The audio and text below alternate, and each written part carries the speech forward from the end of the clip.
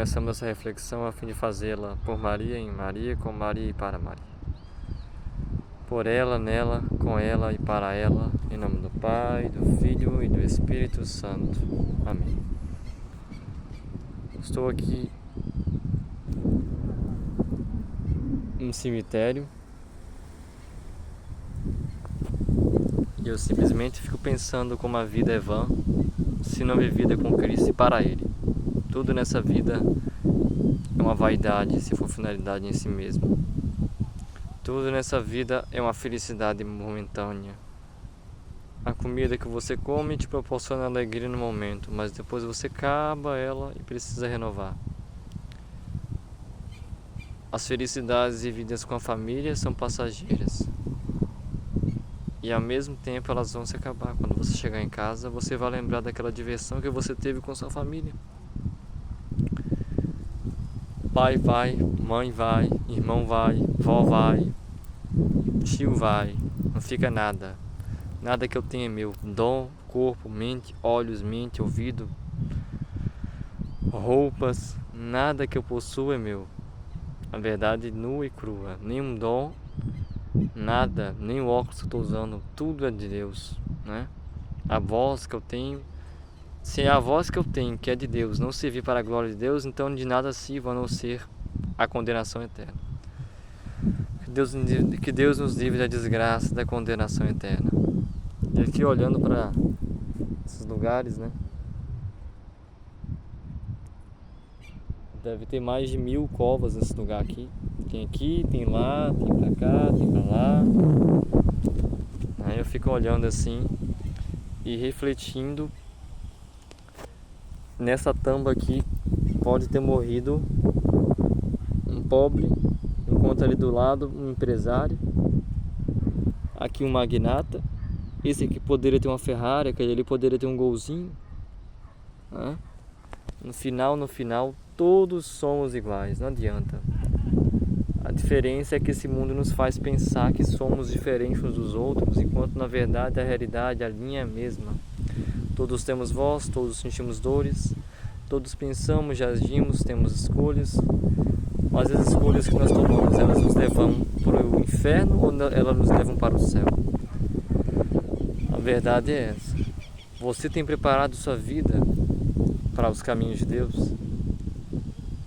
Tem preparado sua vida, sua alma, esse lugar aqui? Qual a finalidade da Terra ao final? Depois de pensar muito, a finalidade da Terra não é nada que existe aqui. A finalidade da Terra não é nem viver. Ai daquele que acha que a vida é aqui. Não é aqui. A finalidade da Terra é para preparar a sua alma para a vida que se aproxima. Então, basicamente, tem duas vidas que se aproximam: a eterna má e a eterna boa e a eterna má. A má conduta por vida inteira leva a má. A boa conduta, mas sem a perseverança até o fim, leva a má também. Mas a perseverança com boa conduta até o fim, seguindo os 10 mandamentos de Deus, e claro, sendo devoto da Virgem Maria, não se esqueçam da Virgem Maria, leva à salvação eterna. Então eu nasci para isso. Eu nasci para salvar almas. A minha missão aqui na Terra é ser para os outros, é servir sem querer nada em troca, a não ser simplesmente a vontade de Deus sendo realizada. As pessoas ficam criticando assim, né, falando: eu não quero seguir a Deus, porque quando eu sigo a Deus eu sou infeliz, porque eu não posso ser livre.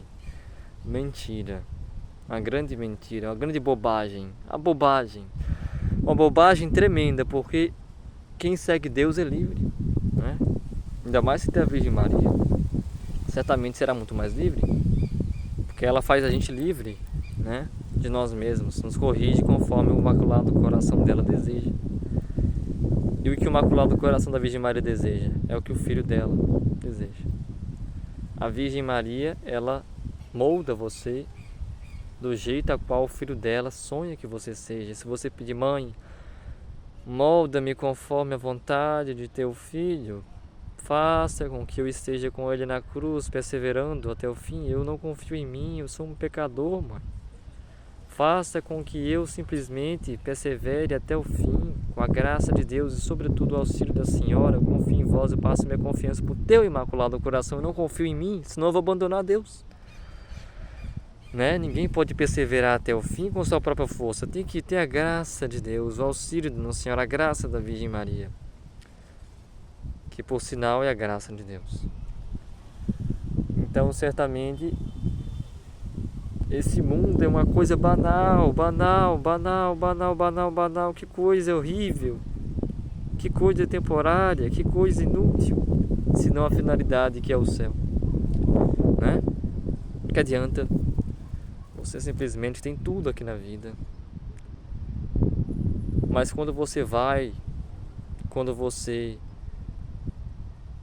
está lá na cama sentado,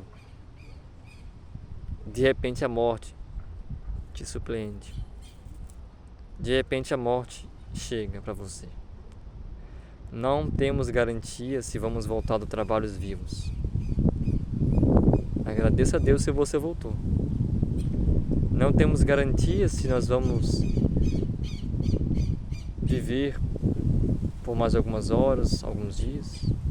Às vezes falamos, gente, dia tal, do mês tal, do ano tal, vamos sair para a Bahia, vamos se divertir, vamos para a praia, né? Meu amigo, não é que você não possa.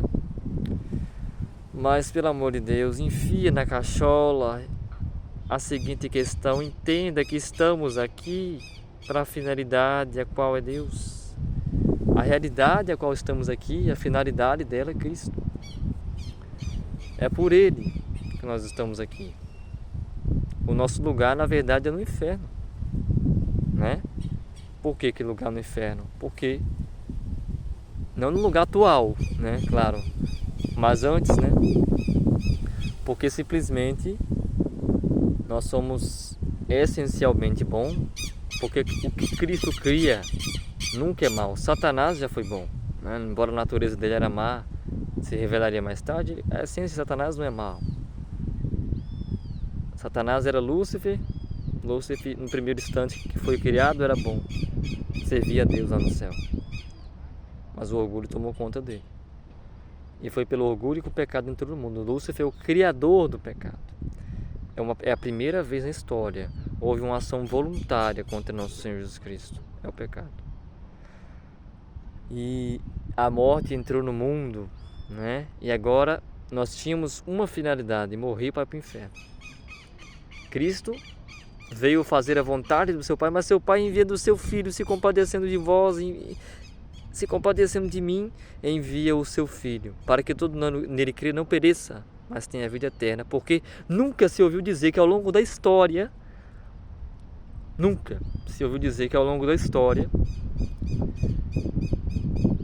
alguém venceu a morte eternamente. Ah, mas Lázaro ressuscitou. Lázaro morreu depois. Cristo venceu a morte, meus irmãos. Por isso eu quero viver por Ele, né? Por Ele e para Ele. Porque é a única razão. Porque nesse momento aqui, ó, feliz de você, meu irmão. Feliz de você, minha irmã, que viveu por Ele e perdeu tudo. Quem perde tudo por Cristo no final da sua vida não perde nada. Essa é uma grande verdade. A gente vive apegado a tantas coisas, mulher, homem. Você que está me ouvindo, né? Seja lá mulher ou homem, um menino, uma menina. O nosso coração é para Cristo. Mas o apego às coisas do mundo ocupa os nossos corações, onde o amor de Cristo deveria estar, nos fazendo viver apegados deste mundo, como se nós deveríamos viver aqui. Vida aqui, viva aqui, né? Vida é aqui, a vida é aqui, viva agora, a vida é aqui. Não, claro que não, não cai nesse erro, não. A vida dada aqui é uma misericórdia de Deus, porque Deus é tão bom que Ele quis que você existisse para fazer parte da eternidade com Ele. Veja bem. Então a morte entrando no mundo, nós merecíamos o inferno, porque a morte vem por consequência do pecado, o pecado nos torna mal, né? São Magno dizia: nada de bom faz o homem se não tiver a graça de Deus. Por isso que nós, na verdade, temos que ter essa humildade e reconhecer que nós não somos nada além daquilo que há de bom em nós. Ou seja, aquilo que há de bom em nós, na verdade, que forma aquilo que eu de fato valho para Cristo, não vem de mim. Então, se eu não tenho nada de bom que vem de Cristo, então eu não tenho nada. Então, porventura, eu não tenho nada. Por que eu não tenho nada? Porque eu vou morrer, né? Simplesmente quando eu chegar no meu último suspiro, eu não vou ter mais nada. O último suspiro sai, eu morro. E aí? Né? Feliz de vocês, meus irmãos, como diria do Henrique Soares, né? E no último instante, feliz de vocês se na vida tiverem Cristo. Feliz de vocês, meus irmãos, feliz de vocês. Se na vida de vocês perderam tudo por Cristo, né? Eu dei a minha vida por ti, Senhor. Eu me uni na minha doença contigo, meu Deus, para que, estando unido na tua cruz contigo, eu não morra, mas tenha vida eterna.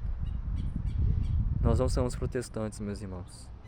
Cristo não está morto na cruz. Cuidado, o protestante acha que isso aqui, o protestante não compreende o valor da cruz. A carta a Coríntios vai dizer, né? Nós pregamos o Cristo crucificado. O que é o Cristo crucificado? Já lembra da morte? Não.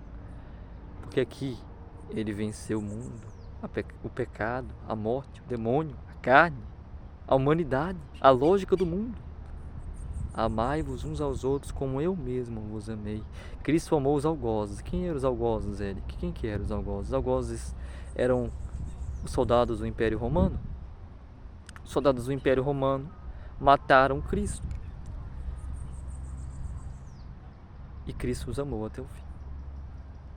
Quer um exemplo, meu irmão? Cristo foi pobre até o fim. Tinha casa, mas não era dele. Tinha tudo, mas não era dele. O Deus que é rico nasce na manjedoura. O que é manjedoura? É onde o cavalo e o boi comem. O Deus infinito se faz homem, se humilha ao ponto de se fazer homem e se fazer refém da carne humana que é frágil. Não tinha pecado, não tinha declinação ao pecado, não. Isso é 3 vezes santos, né? Quando vai dizer a palavra de Deus. Mas ele tinha fraqueza, ele sentia sede, ele sentia fome, ele sentia frio, calor, suava, cansava. O Criador se remete ao ponto de se humilhar, a se submeter à sua própria criação. Um nível tão inferior ao próprio Deus, o Deus se faz inferior à sua própria criação. Né? Eu mesmo, às vezes, fico querendo ser grande, mas na verdade não sou nada. Meus irmãos, a vida é um sopro. Quem garante que eu vou estar vivo amanhã? Quem garante que você vai estar vivo amanhã? Nós não sabemos disso. Prepare a vida de vocês. Preparem, porque vocês podem ser chamados, eu posso ser chamado a qualquer momento. E quando se tem Cristo no final da sua vida, se tem tudo, porque você olha para trás e relembra das suas boas obras. Boas obras, quem segue a Cristo verdadeiramente só lembra boas obras, sim. Aí você morre. Cristo, eu te esperei a vida inteira, Senhor. Vem.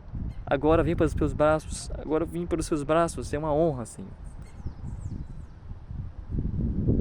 Né? É difícil obedecer. É difícil amar o próximo sem querer nada em troca.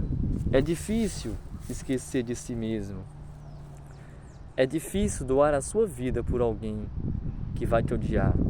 É difícil conviver com uma pessoa que você sabe que vai fofocar sobre você, que vive na igreja falando uma coisa, mas na verdade é hipócrita. Eu mesmo já cometi hipocrisias várias vezes, né? Várias e várias vezes. Há de mim se dizer que eu não sou hipócrita, né? Eu estaria sendo hipócrita. Então, a verdade é essa. A verdade é que nós não podemos fazer nada sem a graça de Deus. Nada, cara. Tem noção que tudo que existe em mim, minha voz, meu dente, meu olho, isso que eu estou falando aqui, é vontade de Deus. A única coisa que eu posso ser de bom é quando eu sou bom e tenho Deus.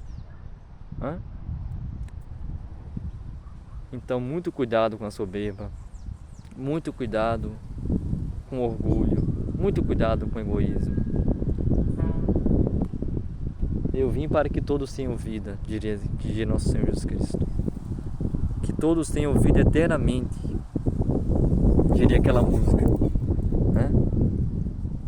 Então, busquem, rezem o texto, pelo amor de Deus, parem de ser protestantes, especialmente para católicos com mente protestantizada.